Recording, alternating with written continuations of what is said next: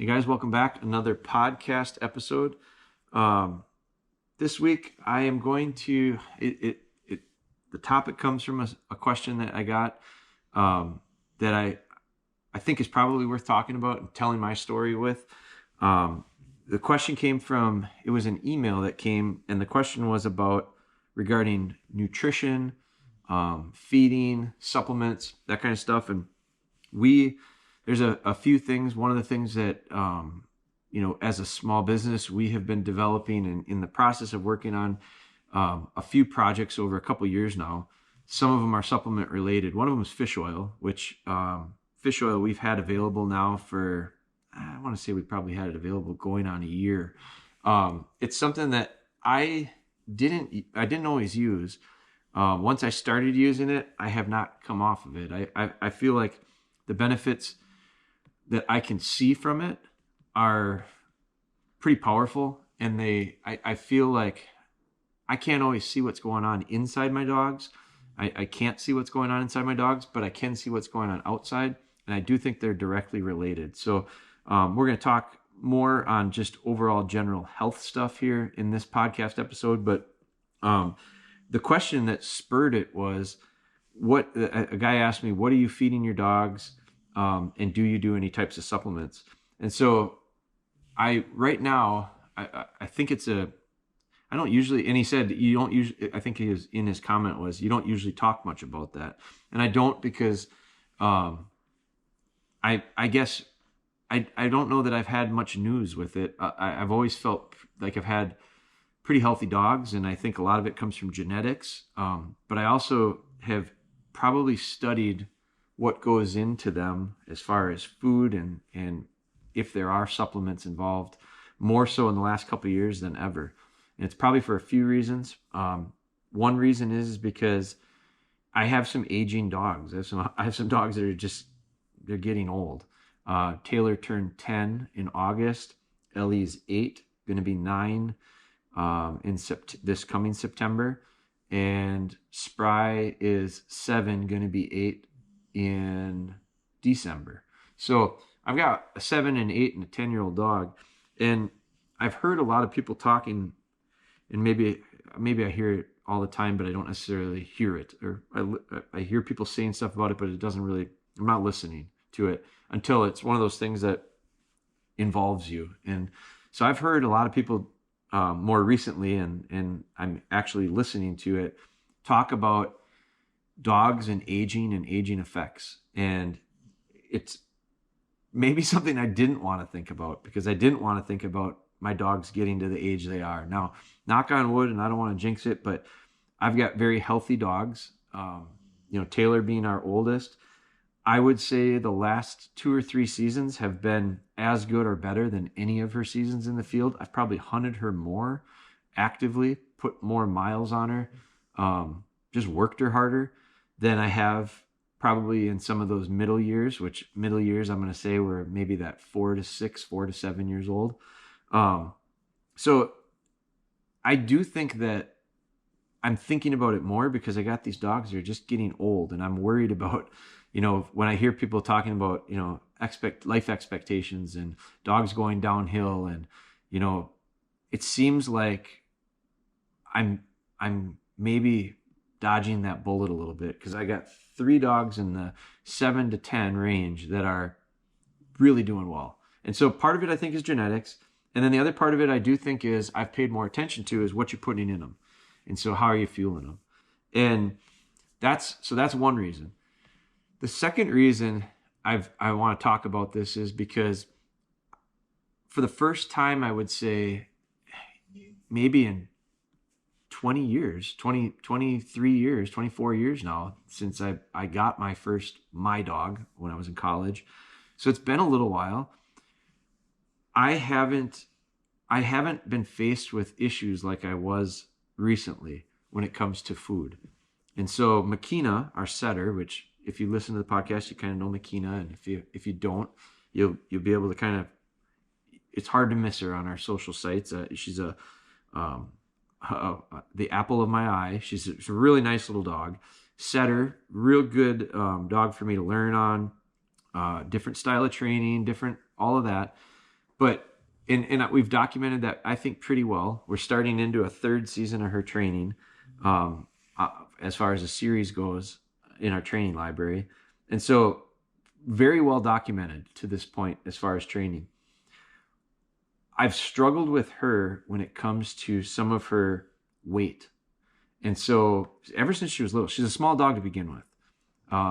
She's on, I would say, on the smaller side of the English setter.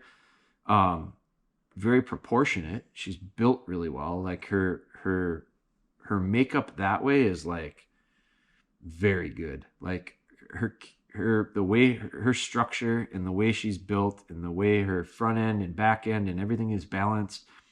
Her back is really straight. She runs really well. She's light on her feet. She's got, so it's not, she's just a little small. Her frame is small. But the problem I had was with her, she's what I'm going to call a finicky eater. And I've never had that before. All my dogs inhale their food. You know, if anything, you got to try to slow them down. I don't necessarily have to or do it, but if there's a fault, it's that they eat really fast. And I wouldn't fault them for it. I would fault her for being a finicky eater, a slow eater, a picky eater. And what it's created as far as an issue for me is, since the beginning, I've had a hard time. I work her, and she's got a higher metabolism. She burns it faster than my labs. Her personality is different. Her temperament is different. Everything about her wired wise is different than my Labradors. So with that, calorically, she needs to probably take in more calories per pound than my labs do. I'm sure of that. And so I've had her I started her out on the same food that I was feeding my labs a couple of years ago when I got her. So she had her second birthday in November. So she's a little over 2 years old. And I started her out on a mix that was like a 26-16, which was an adult feed that I was feeding. And actually, I actually think that's wrong. I had her on a different mix. It was a puppy mix. So it's probably a little bit different fat and proteins, but it was probably a little richer in calories, but I couldn't get her to eat it very well. And so I tried that for a while. She didn't eat it very well. I switched her to the same food that I was feeding my labs at the time. She wouldn't eat that very well. It was a struggle to get her to like take it in. I was feeding her twice a day at the time. I was trying different things. I was watering the food, which I typically do, especially with young dogs. It didn't seem to matter. So I did that for, I don't remember how long. It's probably close to a year, I would say. And when she got a little bit bigger, she was always on the thin side. I would have always liked to have had her put a little bit more weight on, have a few more pounds. So from that, I made a switch. I switched to a dog food that was recommended by a lot of people that I kind of in my circle, a much richer, denser food. It was like a 32-32. It was a real dense mix. It was brand was a Inukshuk. Brand prior to that it was called American Natural Premium. And the Inukshuk I thought was maybe the ticket. And so I started feeding her that, and she ate even less of it. Now, I think she could get away with eating less of it because I think it was a more dense food. It had a higher calories per cup.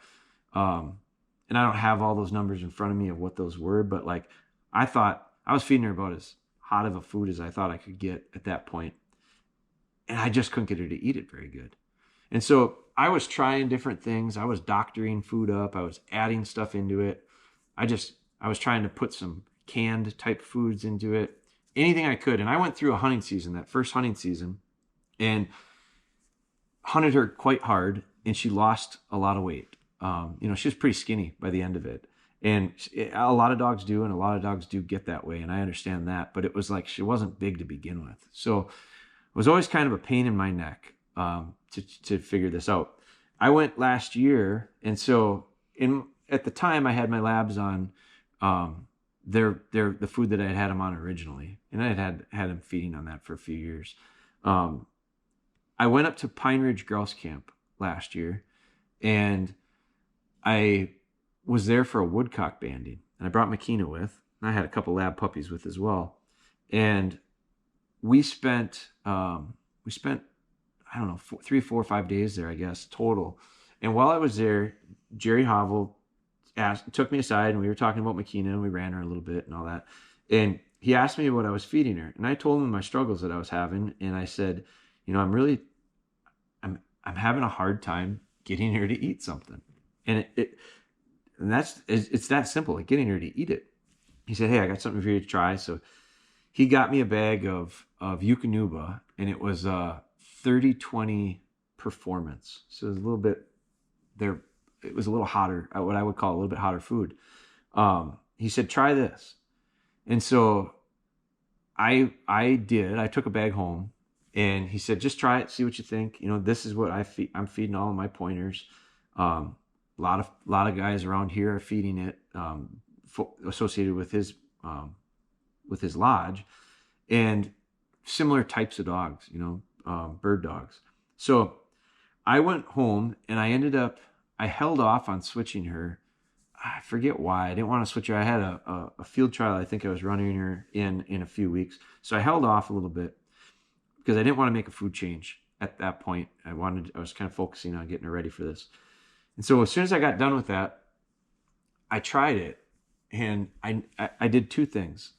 I switched it to that Eukanuba 30-20, and the one thing I noticed about her was as soon as I would switch a food, she'd eat it pretty good for about 2 or 3 days. And then it would go back to her old routine, picky eating.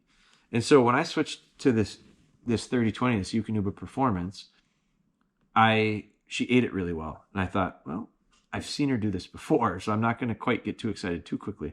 And I messaged Jerry, and I said, "Hey, she seems to be eating it pretty well."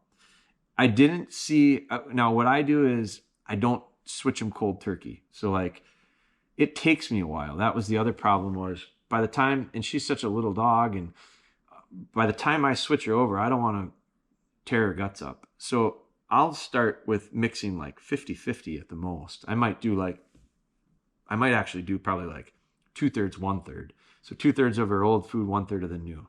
And I do that, and I didn't see any issues. And I don't think she has a real sensitive stomach. So I've never seen issues with switching foods. And I switched foods 3 times, 4 times really with her in this matter of a year and a half or less of time.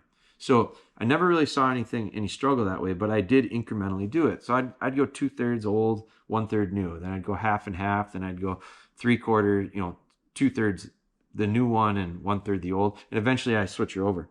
So by the time I had done that, and she seemed to eat it better when I started cutting the old food with this new Eukanuba. So that kind of made me think, well, is it that she likes it, or is willing to eat it more, or is it because it's a change? Because she historically would eat better when I changed stuff. But she stuck with it. And as I continued to add more and go heavier Eukanuba percentage-wise per bowl, she kept eating it. Now I did do two things. I did do something else that I think maybe made a difference, but I'm not 100% sure, because I've since changed back to it, and I'll explain that.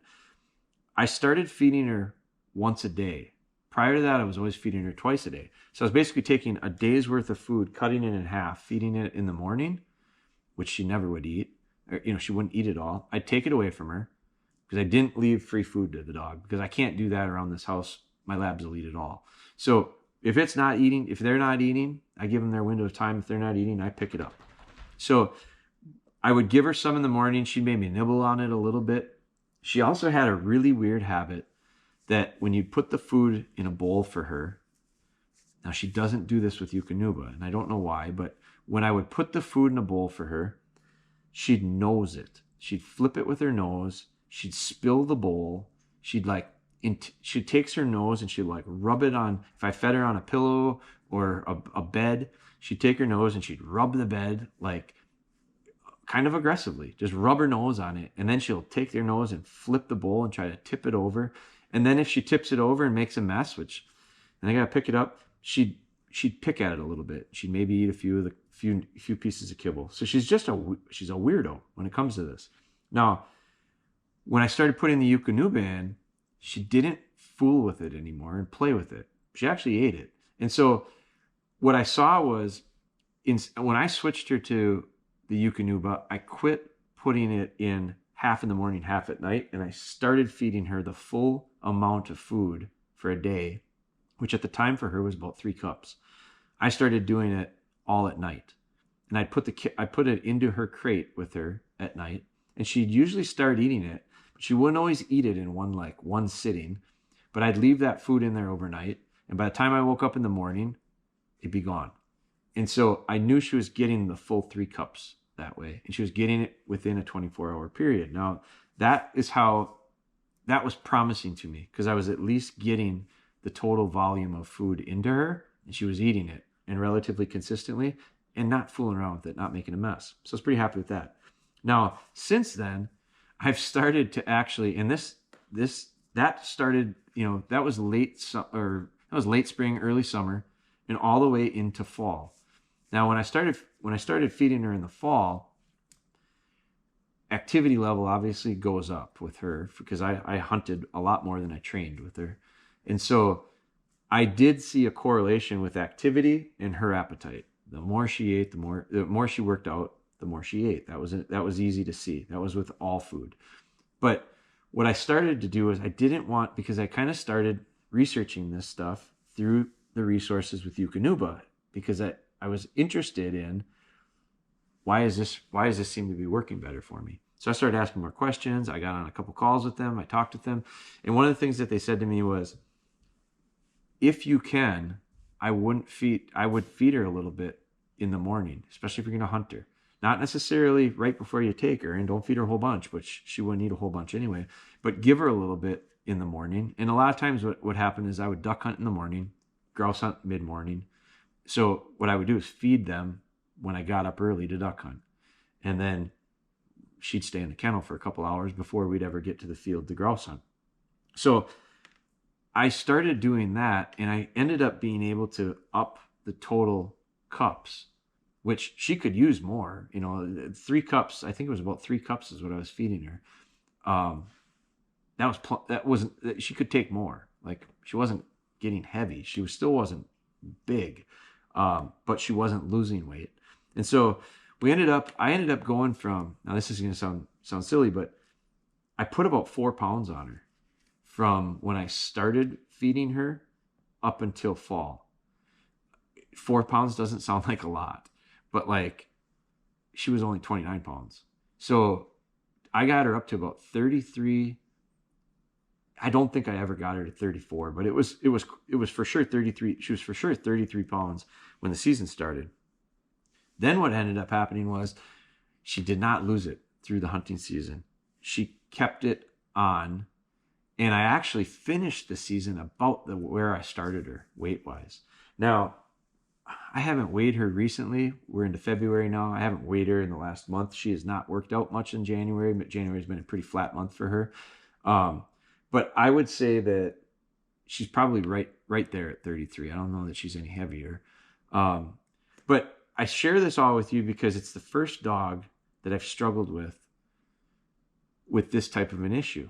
And so this guy asked me this question, what are you feeding? Well, since I started getting kind of these results and I was really happy with what it did for Máquina, I got interested a little bit into digging into my labs and do I want to make a switch with them?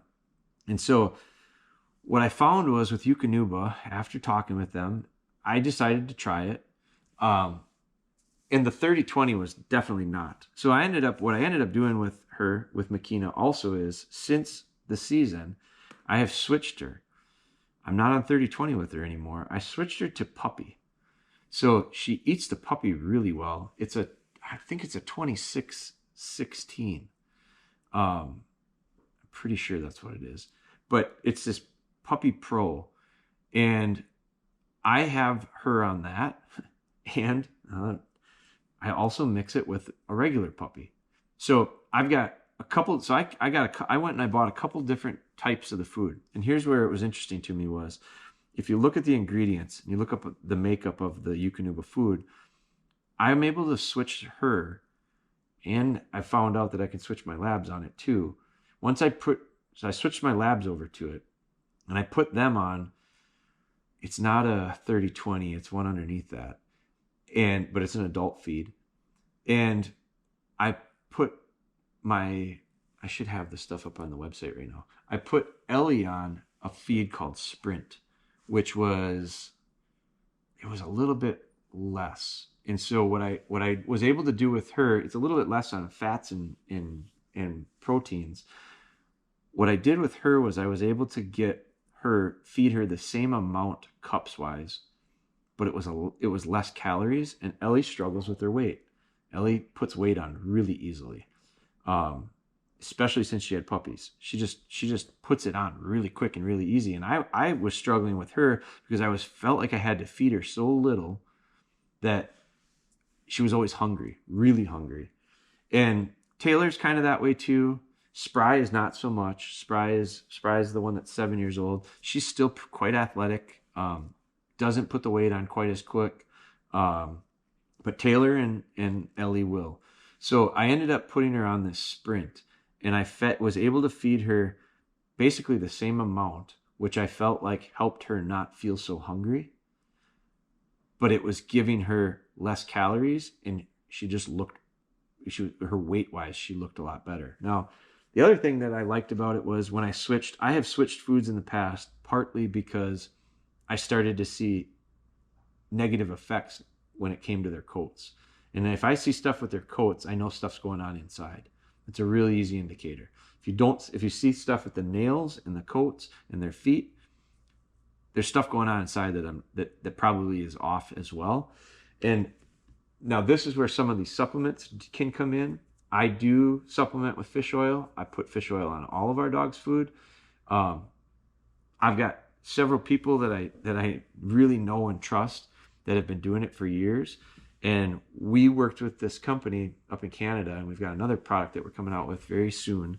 I'm really excited about. Been using it for a couple of years now too, but and I'll share more on that later. But we worked with this company to come out with what I think is one of the best qualities of a fish oil. It's salmon and pollock, but it's wild caught salmon and pollock, and it's really rich from a DHA standpoint, and it's really cost effective because we put it in 32-ounce bottles. So instead of putting it in smaller bottles, like it's a volume thing. And so by us being able to offer it in a little bit bigger bottle, there's a lot of oils out there that are in pretty small bottles, and they get pretty expensive. And the dogs, would go through it way too quickly with 5 or 6 dogs.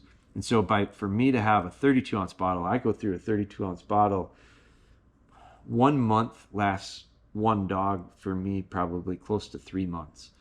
It's for sure 60 days. It's probably closer to 90 days. I'm using about a half an ounce per feeding. I'm just drizzling it. I just put a little drizzle on their kibble. But I have found that a combination of that and me switching to Eukanuba right now has my dogs probably looking the best, as good or better than they've looked. And so I'm pretty excited. I love the idea of being able to make adjustments. Now, I'm not the kind of guy, I don't want 5 different types of foods for 5 different dogs. It's a hassle. I don't want to do that. But what I like about this offering from Eukanuba right now is I have bought 4 different kinds of food, and I can mix and match it to figure out what it exactly is that I want for my dogs. And like I don't want to feed them all a different kind, but like I've got actually Ellie, Spry, and Taylor all on the same food right now. I've got Máquina on her food, and I'm feeding Rain the same. I'm actually feeding Rain the same as our old dogs. So I'm feeding a 1-year-old dog the same food as I'm feeding my 10, 8, and 7-year-old. I do give Rain just a little bit more. She probably gets an extra half a cup compared to the older dogs. And I would say Ellie gets slightly less, and Taylor maybe gets slightly less. So I vary the quantities, but it's not that much. And so one of the things that brings up, and I want to dig into this some more too, like one of the things that I liked about Eukanuba was the food was good. I think the food is good. But when I had some of these conversations with their people, there were some real interesting things that they brought up that I just don't know that I truly understood. And so one of them was the back of the bag, talking about how much food you should feed your dog. There's charts on the back of these bags. And so one of the things that I've never believed in was the idea of look at the back of a dog bag to tell you how much food you should give. So I told them that, and they're like, yeah, you know, you're not wrong there. But here's what you need to know. When you look at the recommended feed amounts based on the dog's size, and you start talking about how many cups for the dog that weighs X amount to X amount, and it's obviously a little bit of a generalization and a little bit broad, but the reasoning for that, and I'll sound like a moron to some people, I didn't realize this. The reasoning for that is because when you start looking at the nutrients, and you start looking at the things that are in that food, it's to calculate how much the dog needs. So like it's all these things that make up the food. That recommendation is simply to let you know that you're giving your dog the proper amount daily. And so I always thought, well, you're trying to tell me how much I should feed my dog. Well, it all depends on the dog because some dogs need more and some dogs need less. Well, yeah, it's kind of true. But if you're not feeding them the right, it's a combination of things. It's a combination of the quantity. It's a combination of the amount of calories that are within that quantity. But it's also all these nutrients and all the things that the dog needs health-wise that make up that, equate to that volume of food. And I don't know that I necessarily recognize that. So I am adjusting a little bit of the feed. And here's the other thing is I always gauge everything on visual. Like I just base everything on what do my dogs look like. If they look big, they look fat, I need to change something. If they look skinny, I need to change something. If they look poor as far as like their coats, I need to change something. Those are always the indicators to me. I don't really care about the numbers that much. I should probably understand them better, and that's something that I'm kind of working with these guys on to learn. But what's important is to me, and has always been to me, is gauging it based on visual. And so what I am able to do now is I can take like this assortment that they have and really figure out what is the best for each one of my dogs based on what they look like to me. So right now, I feel like the health part of it, I think I can check that box. I'm real happy with that. The palatability, which is an issue with Máquina, I check that box because she eats it. She's eating it better than anything I've given her before. When it comes to like my 3 older dogs, if I need to make a change because Ellie's getting too big, I can switch very easily to Sprint. Like I can get a bag of Sprint, I can go get a bag of Sprint, and I can either feed some of Sprint or all of Sprint to her in combination with, you know, the I don't know what it's not a 30, the one below the 30-20. The 30-20 is the one that like Spry probably could be on that in the fall. Taylor definitely not. Ellie definitely not. Rain definitely not. Their metabolism is not built for it. I would say as a whole, most of my dogs are not built for that. That's way too hot of a food for them. So, but I feel like I have the ability with this line to be able to mix and match and switch and fine tune and dial in. And that's kind of so that's part of it. But then the other part of it is I can do it without having to do it so slowly and incrementally, because the actual ingredients that are in this feed, it's basically all the same. And so I can switch them over essentially tomorrow, cold turkey, and I'm not seeing any issues to their stomach. So it's a huge advantage to me, trying to figure out how to dial in for each one of my dogs what's best. And I don't think that most people are going to have necessarily the hurdles that I have, because I've got some weirdness with a little bit of a finicky eater and a female, one of my dogs that's had litters and puts weight on really easy post. I think Spry is a pretty average dog with a, you know, she's probably a little more energetic than most of mine, but probably more normal, I would say, to most people that are hunting sporting dogs. So the flexibility, though, is what's really kind of something that I've enjoyed. So that guy that asked me that question, I hope this kind of gives you some insight on that. I'm interested in learning more about it now than ever. And one of the things that I'm going to be doing is I'm going to work kind of closely with some of the Eukanuba team to try to better understand what it is I'm seeing, why I'm seeing it, and hopefully that helps with me getting the most out of my dogs, which obviously is always kind of my priority. So that's kind of an update. It's new for me. I did it very gradually. I started, you know, it would have been last April, I think, is when I first started, when I first got that bag from Jerry. And since then, I've just slowly played with it a little bit, slowly gained confidence with it a little bit, and then and at this point, switched them all over. So, and I'm really happy with it. So I'm going to kind of keep you guys posted on that. I'll keep sharing as I learn on it, because I think it's the kind of stuff that I don't know that I necessarily found information-wise out there until I started. And it's a credit to Eukanuba for talking with me about it, because I don't know that I would have went and asked these questions, and if I didn't, I wouldn't understand it, because I didn't understand it. Now, it's also probably a thank you.